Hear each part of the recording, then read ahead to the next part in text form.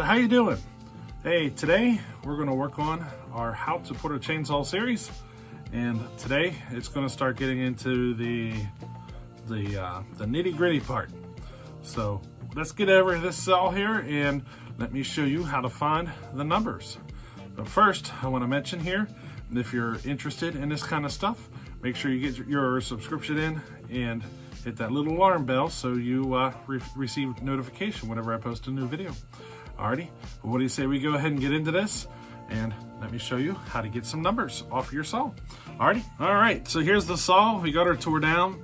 I'm at that point now of showing you how to find your numbers, and I kind of got it all set up already, so I can just kind of show you the process. Alrighty, now first thing we're going to do is we're going to get some solder. So here's the solder I'm going to use. The only thing I know about this solder is I measured it to 50 thousandths of an inch. So what I'm doing here is I'm taking my calipers and I'm measuring it, and it comes up at 50 thousandths. Now, if you don't know how to read this, it's not very hard. You see how I got her at 0? Watch the numbers go up. Okay, that would be 93 thousandths. So 0.0 and whatever you got, that'd be 0.093 thousandths. So whenever you hear me refer to these numbers, that's the number I'm talking about, 93 thousandths. We can go less. What's that number? Is 62 thousandths. That's what I'm referring to. Now, I measured this solder and it came up at 50 thousandths. What I'm going to do first, I already did this already, so I know what the results are. So what I'm going to do first here is I want to make sure I have a nice, good, clean, round part, and I'm just going to shove that down in the spark plug hole all the way over until it touches. Now I want to rotate the cylinder to make contact with the solder. Well, I've already done this part, and I can tell you it didn't make contact with the solder at all.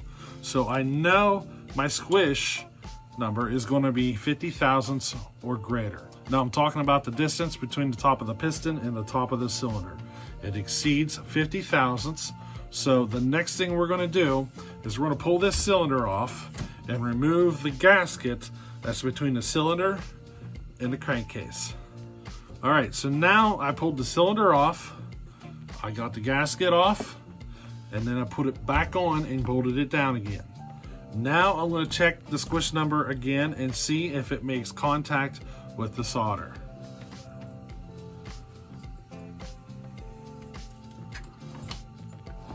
Yep, I can feel it hitting right there. Give it a little bump. And now I can see where the piston squeezed the solder between the cylinder and the piston. So now I want to take that measurement. Now I'm going to take my caliper, stick it on there, get it measured, and my number is been hovering around 49 thousandths. I had a feeling because it just barely made contact with that solder, it was real easy to rotate. So we were probably sitting closer to 48 thousandths of squish. Repeat that process several times. You can go around the whole top of your cylinder and get the measurement at different points just to double check your measurements. Now we want to get all the timing numbers off of this. We already know that without the gasket, we're going to get better compression, so that's what we're going to plan on doing. We're going to run it, as tight as we can on the top, or should I say as tight as close to 20 thousandths. Now, if you look at all the stuff that we learned in the Two-Stroke Tuner Handbook, we want to get our squish number down pretty low. It is a 70cc saw, so I'm going to try to get about 20 thousandths of squish out of it, but I also want to try to do some work to the squish band.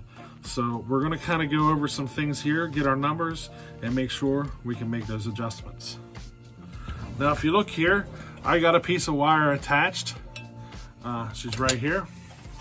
It's just a piece of copper wire from doing, electrical stuff. I got her screwed to the side, coming out there by the flywheel. And you see I got the flywheel nut off.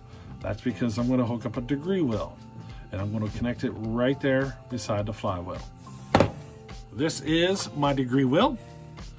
You can pick these up anywhere like eBay and so forth. They're not too expensive. Usually you can find one for 15 bucks. Sometimes you can get them for less. Now, if you look at the wing nut here, that's because it's hooked up to a drill chuck. That just makes it easier to install on different crankshaft sizes. Because I can just, turn it and squeeze it down and it'll be, right onto the crankshaft. Now, the first thing we got to do though is we're going to have to get this wheel mounted up, get it set to top dead center, and get this pointer pointed right at the 0 mark at top dead center. So that's where we're going to go next. All right, so you should have a better view now of how I have my pointer set up. I had already attached my degree wheel and got this stuff set up to kind of make this video a little easier to record for you. But I just took a piece of copper wire, attached it to the crankcase, brought it on out, and set it where the degree wheel sets. Now, we're gonna look at getting our numbers. We already know where the squish number is, but we're gonna have to get the moment this exhaust opens. You can see the piston moving there, right? We need to know exactly the point whenever it opens. And we also got to get the numbers off the intake side. So let me get this degree wheel attached and we'll kind of go over our numbers. Alrighty. All right, so the first thing we want to do here is we need to get this wheel zeroed out to where the pointer is pointing directly at the 0, which would make top dead center. Now to do that, we are actually going to do it by finding bottom dead center first. What we're going to do is we're just basically going to look inside the piston here and rotate until that piston hits bottom dead center by eye. So right about there is bottom dead center, okay? So from there, I just want to look at my degree wheel and see how the pointer's up here and 0's down here. I want to move that 0 up to where the pointer is. So all I got to do is loosen that wing nut, move it up, and tighten her back down. Now that just gets me in the ballpark. Now I'm going to fine tune it. Now in order to fine tune my top dead center, I'm going to do it by using a piston stop. I'm just going to screw this down in the spark plug hole, and now whenever I rotate, she stops. She hits the piston stop and stops. See that? But I want to take this measurement here. You see where the pointer's hitting right there? Right there we are sitting at 22 degrees. Rotated around this way, and we are sitting at 22, 23 degrees. So we need to kind of make up, try to get that perfect. So there I'm about 22 and a half. Let's go this way. 22 and a half. Let's check it again. 22 and a half. Go back this way. 22 and a half. And that's how we find top dead center. So now when we remove our piston stop, when we take it to 0, we are going to be sitting at exactly top dead center. So just to repeat this process, we want to run the piston all the way to the bottom. I'm going to run the piston up just a little bit and then stick a small screwdriver down in there and push on the piston. And you can see she pushes it down. You see that? And if you push hard, you'll actually get it to bottom dead center if you push down with enough, force or whatever, and you can line it up that way. Me, I like to do this, set my degree wheel at 0, and then double check it at top dead center with the piston stop. It's basically double checking my settings. So now that we're good and trued up at top dead center, let's go ahead and work at getting our numbers. Now the first number we're going to go for is at our exhaust port. Now the first thing I want to do is I want to mark the piston at top dead center. So you can see how I have it sitting at 0. I want to mark the piston. You see the piston in there? I'm going to come in along the bottom and just draw a line. And I want to try to get that line as good as possible on the piston so that we can see exactly where the bottom of the exhaust port hits the piston whenever we pull the cylinder off.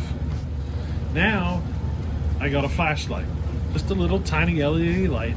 I'm going to stick this in the spark plug hole so that whenever I rotate, we'll be able to see that light come out the exhaust hole. So what we're looking for is the first ray of light. But this is a different kind of a cylinder. This has a Q port, which you'll get to see that whenever we pull the cylinder off. So you're going to see when the Q port opens, and then she's going to come a little further, and now we got the first ray of light shining. What we want, the measurement we're going to go off of, is whenever the first ray of light comes all the way across the exhaust port. That's the number we're going to go with. So now we want to look at our degree wheel and see where it is. Now remember, we're counting from 0. So from 0, 45, 90, plus 10 more is 100. And then there's another 5 there, 105, 107 degrees. So we're looking at 107 degrees after top dead center is the first ray of light. Now I'm going to put the piston back up to top dead center, and I'm going to do that again. I got the flashlight in there. We're going to run it open. There's the Q port. There's our ray of light coming across. Right about there is where we want to take our measurement from. We're going to come over here. We got 90 to 105, 6, 7 degrees. So if you don't know how to read this, it's pretty simple. The numbers are printed on here. You got 0, 10, 20, 30, 40, 45, 50, 60, 70, 80, 90. But as soon as you get past 90, these numbers on this particular degree wheel measure backwards from bottom dead center. So in order to keep counting, we go from 90, and you see the little individual marks, they're 1 degree marks. So you can see the 1, 2, 3, 4. You get a little bigger one there for 5, and if you go to 2 of those, that's an extra 10 degrees. So I know from 90 counting down to this 80 mark would actually be 100, and then going to this mark here would be 105, and my needle's pointing 2 marks past that, which would be 105, 6, 7. We're at 107 degrees. Now some of your degree wheels will have the numbers counted in both direction on the wheel. You can shop for those type. I actually have some here I'm going to be showing you in a little bit that count in both directions, so you'll get to see kind of an example. Now if you don't have one of these degree wheels, you can make one. You can get online and print this out, take the piece of paper and glue it to a piece of cardboard, then just cut it out, make a hole, and figure out a way to get it attached to the crankshaft. A lot of times, if you pull the flywheel off, you can actually put like a nut behind the piece of cardboard and then put a nut out in the front side of it and kind of clamp it in there. I've done that before. You'll be able to come up with a method, but you can use a cardboard one hooked up to the crankshaft. But you can use a cardboard one that is connected to the crankshaft by some means. Just get creative. You'll figure it out. It's not that bad. This is just the setup I use because I do a few more saws than the average person. Now we need to move on to the intake. This is our intake right here. We need to know when that intake is open. So we want to rotate the same direction that the engine turns. So I'm going to rotate this down. You can see she's open right now. So we're going to rotate it down to the point that it closes. Now if you take a look there, we are sitting at 65 degrees. At the moment, the intake port closes. But for this one, I want to get a duration number. So from 65, we're going to go a little further and see how long the port is open. So what I'm going to do is I'm going to rotate the engine on around, bring it back up, and we can see when it opens right there. So we're going to take a look at that number, and you can see the number is still 65 degrees, but you can see we're on the other side of top dead center now. Now the engine rotated all the way around, so now we're 65 degrees before top dead center that it opens. Now if we want to, we can actually rotate this around to top dead center, bring it on down around to 65 degrees, and that will be the moment the intake port closes again. which means the entire time she's open is from 65 here all the way through top dead center to 65 back here after top dead center. Now this can be confusing because typically when you read your degree wheel, when you're coming on this side of top dead center, when you're measuring this way, you want to say before top dead center, and whenever you're measuring on this side, it's after top dead center. So this is one of those things that will get confusing. So if you're ever communicating with somebody, you want to say before top dead center or after top dead center. Okay, now I want to take note of this. As you see, I have it printed out on a piece of paper, but you can see these numbers read just a little bit different. It gives you numbers the whole way around the wheel, both directions and everything. So let's go ahead and work at marking this out so that we have a reference on a piece of paper. Now we know the exhaust opened at 107. So let's go ahead and go after top dead center and make a mark at 107 degrees. See our mark? See our mark right there? Now we want to mark the intake timing, but I'm going to use a different color marker. All right, so we didn't take a duration of the exhaust. So this mark here would be our duration of our intake. So what do you say we go ahead and work at getting a duration on our exhaust? So let's take our wheel set up here, run it to 107. So there's 90, 100, and 5, 6, 7. Let's double check it with our light. All right, so we're dead on there. Now let's take another measurement. Let's keep rotating this around all the way while the piston goes all the way open, goes down to the bottom, comes back up and closes. So let's see where this thing closes at. Remember to rotate in the direction that the engine spins when it's running. So there she is. She's going down. She's all the way down. We should be at about bottom dead center. So now we're going to keep rotating to the moment first ray of light disappears. You see it? So let's get that set back to about where it should be. Now let's get that number. And as we can see, before top dead center, we're 90, 105, 6, 7. So we're at 107 degrees on that side as well. So there she is, all drawn out on our piece of paper. We have our exhaust open and closing. There's our duration all mapped out. And there's our intake timing drawn out. Now we have one more number we need. We need our blowdown number. And that's the moment the transfer is open. That's going to be the hardest one for me to show you, but let me see what I can do here. So now we want to get this piston rotated back around, top dead center, and back open. All right, so now we need to look up inside the cylinder and find the transfers. Can you see it right there on the side, all the way over? You see that opening? We need to figure out where exactly that thing opens. You see it, the transfer? So as the piston's coming down, the exhaust opens, she's open for a little bit, and then the transfer opens. We need to know our blowdown, which is the distance between that transfer opening and the exhaust opening. So let's go ahead and get that measurement. All right, let's go ahead and count it out on the wheel. We're at 90 here. That'd be 100, 110, 120. Exactly. So we're at 90, 100, and 10 and 20. Exactly 120 degrees. Now let's measure it again, but this time we're going to rotate it all the way down around until we come back up and see the moment it closes.